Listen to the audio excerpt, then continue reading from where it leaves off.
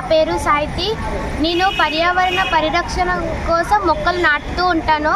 అలాగే ఆ మొక్కలను అమ్ముతూ కూడా ఆ మొక్కలని పంచుతూ కూడా ఉంటాను.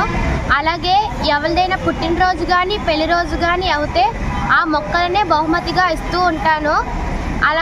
అలాగే మట్టి వినాయకులను పూజించండి, ప్లాస్టర్ ఆఫ్ ప్యారిస్ అని వాడకండి. అలాగే జీవీఎంసీ వారు ఆ ప్లాస్టర్ ఆఫ్ ప్యారిస్ విగ్రహాలకి అనుమతి ఇస్తున్నారు. మేము పర్యావరణం కోసం ఇంత చేస్తూ ఉంటే జీవీఎంసీ వారే వాటిని చేయొచ్చు అన్నట్లుగా ప్రజలకు తెలియచేస్తున్నారు. కోటి శివలింగాలతో విగ్రహాలను తయారు చేస్తున్నారు. దానిని చూడడానికి వెళ్ళిన ప్రజలు అది ప్లాస్టర్ ఆఫ్ ప్యారిస్ అని మనసులో నాటుకుపోతుంది. దీనివల్ల ప్రజలకు ప్లాస్టర్ ఆఫ్ ప్యారిస్ వాడచ్చు, మన నవలాపుతారు అన్నట్లు ఉంటున్నారు.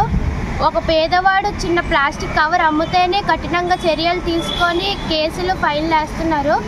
అలాగే మనం పెద్ద పెద్ద ప్లాస్టర్ ఆఫ్ విగ్రహాలు వాడుతున్నప్పుడు ఎందుకని జీవీఎంసీ వాళ్ళు ఏమీ చేయట్లేదు అంటే పేదవాళ్ళు మీద తీసుకునే చర్యలు ఇలాంటి ప్లాస్టర్ ఆఫ్ ప్యారిస్ వాడే మీద తీసుకోరా? జీవీఎంసీ వారు వాళ్ళకి అనుమతి ఇచ్చినట్టేనా?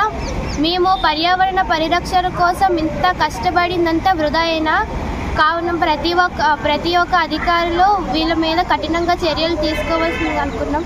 పర్యావరణ పరిరక్షణకు అందరూ కలిసి మట్టి వినాయకులను పూజిద్దాం, ప్లాస్టర్ ఆఫ్ ప్యారిస్ని అవాయిడ్ చేద్దాం.